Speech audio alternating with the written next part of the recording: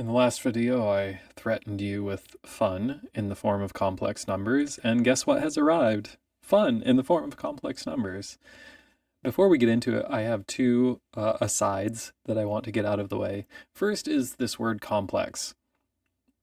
Now, I've already talked about like complex versus complicated and that kind of thing, but where does the word complex come from etymologically? Well, since you didn't ask, let me tell you. It is Latin. Okay, surprise. Now the com is a vowel change to cum, which is with, and so it's with something. The plex comes from the verb plectere, which is to braid or to twist or to twine. And so something that is plexus is something that has been like embraced, something that has been twisted together or entangled with. I think that's really the word that I wanted. So something that is complex is something that is entangled with. It is made of many simple parts that are all entangled or intertwined with each other. And that's fun.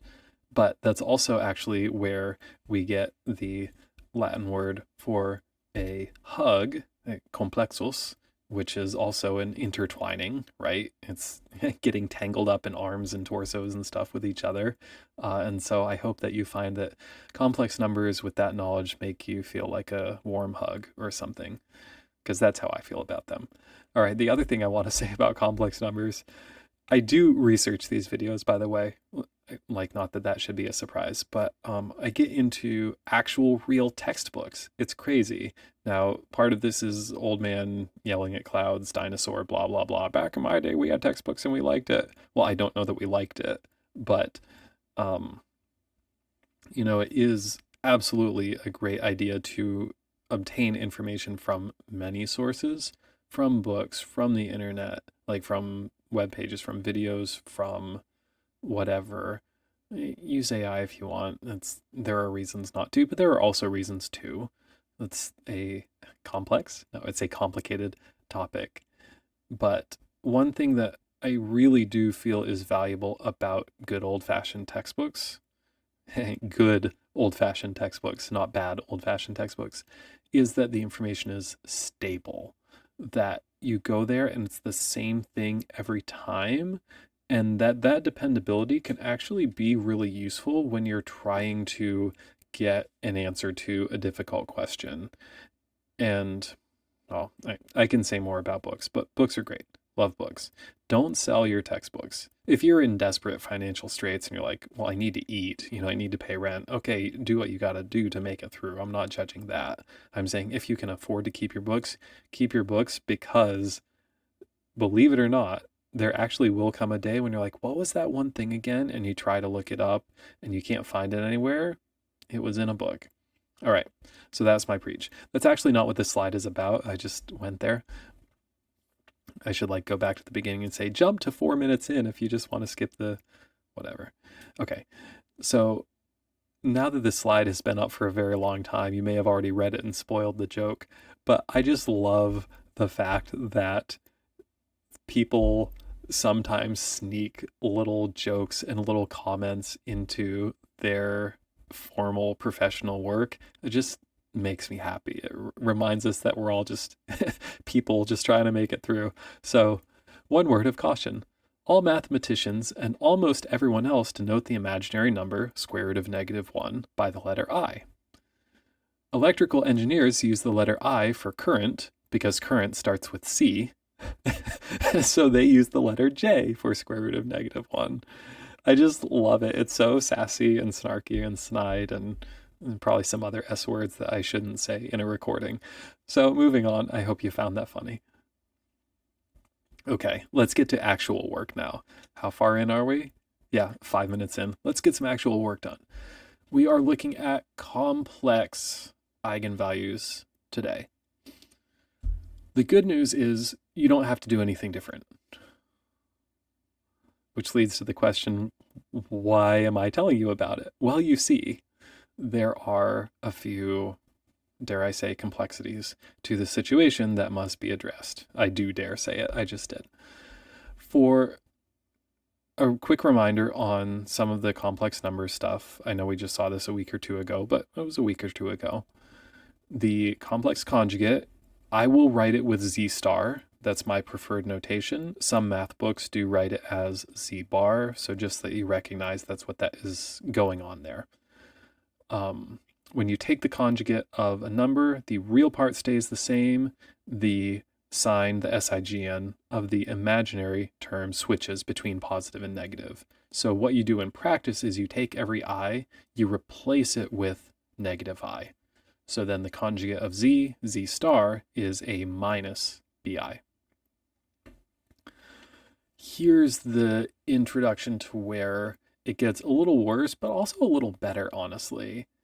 When you're solving for eigenvalues and eigenvectors, whether it's in an algebra context or, like we saw last time, a differential equations context, there's a really nice theorem that I'm not going to prove that says anytime you find an eigenvalue to a matrix, the complex conjugate of that number is also an eigenvalue.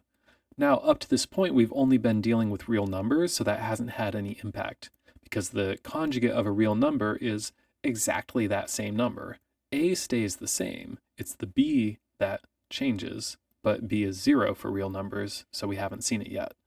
And then when we have complex eigenvectors, then the conjugates of those vectors will also be eigenvectors. I'm not sorry about this title. Something that you may have learned before, may not. So if I'm not reminding you, but rather telling you, then let me tell you that. Okay, any number raised to the 0 power is 1. Great. I to the 1 power is I. Any number to the 1 is itself. So I squared is -1. That was essentially our definition of what I is. And to look at higher powers, then you can do some factoring, right? You can take I cubed, break it out into I times I squared, and so that is I times -1, which is -I, and then I to the 4th is I squared squared, which is -1 squared, which is +1. So the 4th power of I is a real number. Then you have this cycle that repeats because I to the 5th is I to the 4th times I, which is 1 times I. So let me ask you, what is 1 over I? There are a couple different ways that you could address this. You could solve it algebraically like we did in the complex numbers lecture. You could convert it to polar form and then divide, take the reciprocal of that polar form because you know properties of exponentials, you know how to divide by an exponential, you could do that. Or you could, just look at this progression. 1 over I is I to the -1. And I said that this thing is a cycle. I meant that. I, 1, -I, -1, I, 1, -I? I to the -1 power? Yep, it sure is. Okay. Just a little note. 1 over I is -I. That's a little bit weird. That's not something that real numbers do. The reciprocal of a real number is not negative that number. But, hey, imaginary numbers are a little bit different. Okay, let's get back to this differential equations business. Most of the rest of this video will just be going through the operational process of doing the calculations. The context, the application, the why we do this will be next time. So for now, we're just going to do some math. I have this lovely made-up arbitrary system here. And so this is representing, just to remind from the last video, a coupled system of linear first-order differential equations. We're saying that the first variable is has some rate of change, and the rate of change of that variable depends on -2 times the value of that variable and -3 times the value of the other variable. So this is what's encoded in this matrix equation here. And we saw last time that the eigenvalues and eigenvectors tell you the solutions to the differential equation. So we solve the eigenvalue problem. We've seen this before. Take the determinant, you get a quadratic equation, you solve the quadratic equation, except solving this quadratic equation looks terrible actually, because you sit down, you try to factor it, and you're like, okay, great. Well, 13 is a prime number, so the factors of 13 are 1 and 13. And then you're trying to do your FOIL business, and you're like, I don't know how to add 13 and 1 to get 4.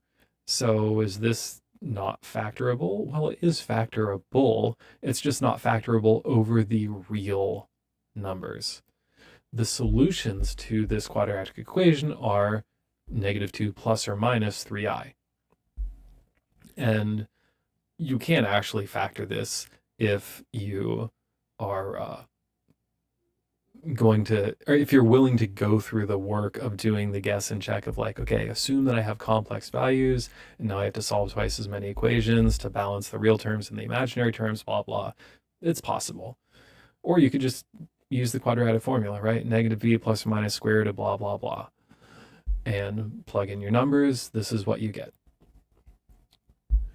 So these are our eigenvalues. They are complex numbers. And you see that, sure enough, the eigenvalue -2 plus 3i and its complex conjugate -2 minus 3i are paired as a pair of eigenvalues here. So now we have to find the eigenvectors. We go through the same process. We have some components, v1 and v2, for the eigenvector that we're going to solve for. We'll start with the -2 plus 3i eigenvalue here, and then you do out your multiplication. The thing that looks a little bit different here is there are more terms because now you have a complex coefficient. So you'll have one term with a real number coefficient and one term with an imaginary coefficient. It doesn't change the strategy for solving things. It just makes it a little bit more annoying because there's an extra term to deal with. And so then we multiply out our second equation, and now we have two equations and two variables. Nope, just kidding. We have more than that because the real terms have to balance out and the imaginary terms have to balance out in each of these equations. But you do some algebra, you add them together, you subtract, you do Gaussian elimination, you substitute, like whatever method you like for solving algebraic equations. You use those methods, you solve for the equations, and what you end up with is, like we've seen in other eigenvector problems before, you end up with a proportionality between the two components. In this case, it's that the second component of the eigenvector is -1 times I said that wrong, -I times the first component of the eigenvector. So that means that this eigenvector is 1 -I. That is not normalized. That's just the simplest form to get by plugging in 1 for one of your variables. If you wanted to normalize this, then you would divide it by its length. Remember that I has a magnitude of 1, so the length of this vector is square root of 2. So then the normalized version of this eigenvector, if you wanted to do that, would be 1 over root 2 and -I over root 2. And those would be your normalized eigenvector components, if you feel like doing that. All right, great. So now we have to find the other eigenvector that corresponds to the other eigenvalue. Notice that we're looking at the other one in this expression. You write down the equations, you multiply out the numbers, you do the algebra, use the algebraic method of your choice. At the end of the day, we get a proportionality between the two components of the eigenvector. And so that eigenvector is 1i, or 1 over root 2, I over root 2, if you want to normalize it. So now we have a collection of solutions. This is the new thing from last time, that the solutions to the differential equation are given by e to the eigenvalue t times the eigenvector corresponding to that eigenvalue. And then you add together the the other terms. In this case, it's a 2 by 2, so there's only one other term, with each term being e to the eigenvalue time, and then the eigenvector corresponding to that eigenvalue.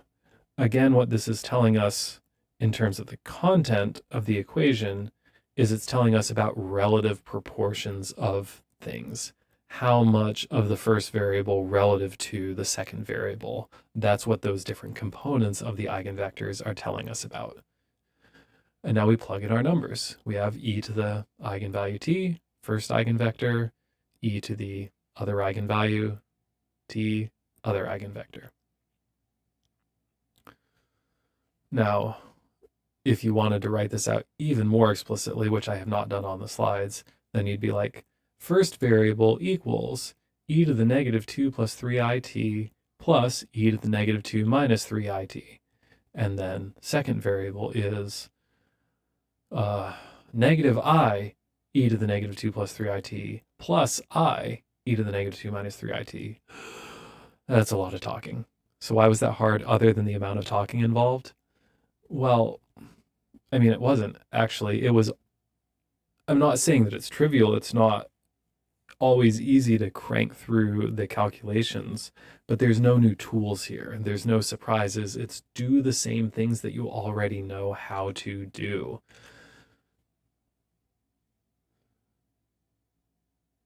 Now, I've mentioned quantum mechanics a few times in this class because it's a big deal.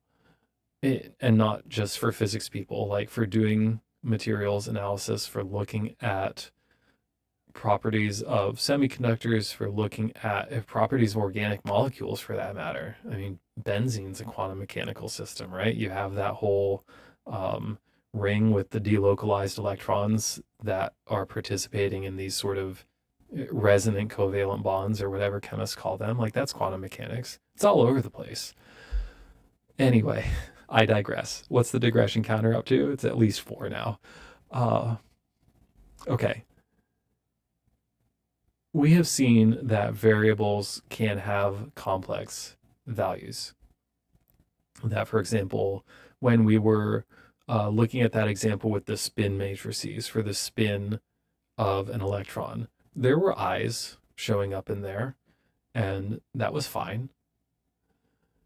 And functions can then take on complex values as well. When you, for those who have taken MSc 242 and you've done wave functions of different systems, you've seen that those wave functions can have complex numbers in them, that more specifically the energy eigenstates of a system, so the allowed energy values of a quantized system, they have a component that goes like e to the negative I energy times time over h bar. And so we have these complex valued things in the physical world. But whenever you go to measure something, you always get a real number. So that's kind of weird, right? Because I'm asserting, I haven't proven at all, I'm just asserting that there are physical entities that have complex values, but that everything we measure turns out real. That seems borderline suspicious, but it is true. Every measurement we do always gives a real answer.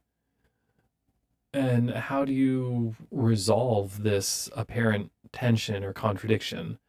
And why am I talking about it today, of all days?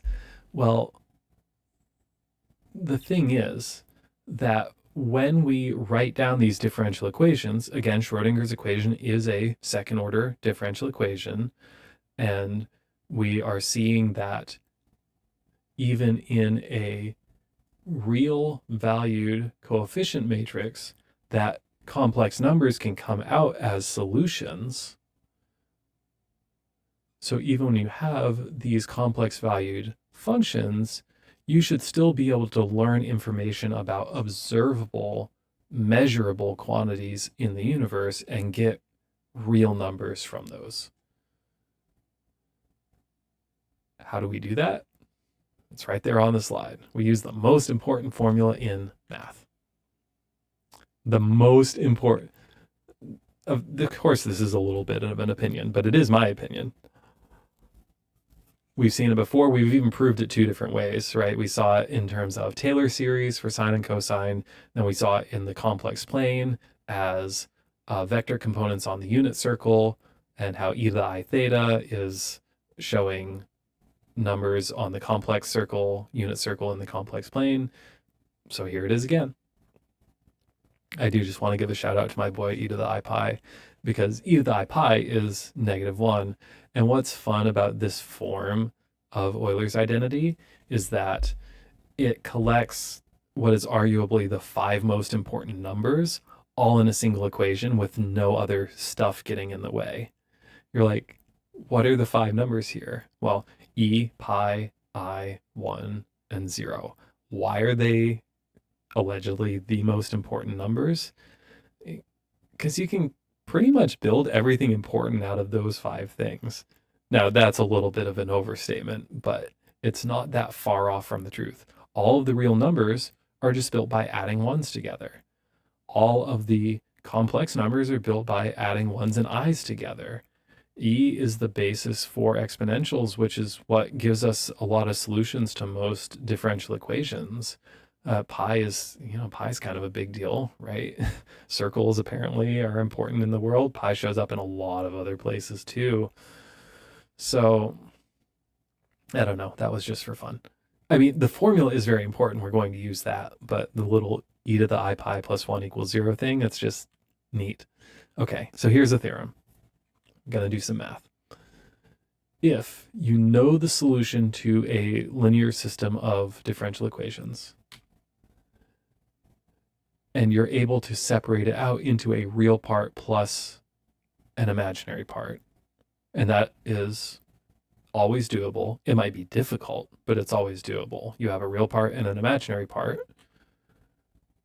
Then going back to that thing from before of like, hey, linear combinations are I need to start that over, sorry. If you know 2 solutions to an equation, then linear combinations of those are also solutions. You can essentially read that backward here. You can say that because the real part plus an imaginary part is a solution, then we expect the real part and the imaginary part individually to be solutions. And this means that when you find one of these complex valued solutions to a differential equation, you're like, okay, what's the real part? You can do that. And when you do this manipulation, what you find is that some e to the complex number time solution gives you a real part and an imaginary part, a cosine part and a sine part. And now we've factored out this complex exponential into a real term and an imaginary term. So let's take this back to the example and see how you use this. We are going to write our solution. We're going to factor this out. Here's my real part. Here's my imaginary part. And that means that the solution to our equations, the 1 is hanging out right here, by the way, if you're wondering where that went. The times 1, the times I just wrote them on the end over on the right. So I've rewritten e to the -2 minus 3it as cosines and sines and real exponentials. And now, we gotta keep cranking on some math. I've just rewritten the solution here for reference. This is multiply through my i's on the second line. So I times I gives me -1. It's negative I times I, so that gives me -1, which is positive 1. And that's why this is plus sine on the left. Then on the right, it's I times cosine. And so that's why I have positive I times cosine. And now this is a real part and an imaginary part. So when we have this real part and imaginary part, what this tells us is that the real part by itself is a solution to the equation. And so this now tells us real valued solutions to the equation that started with a real coefficient matrix.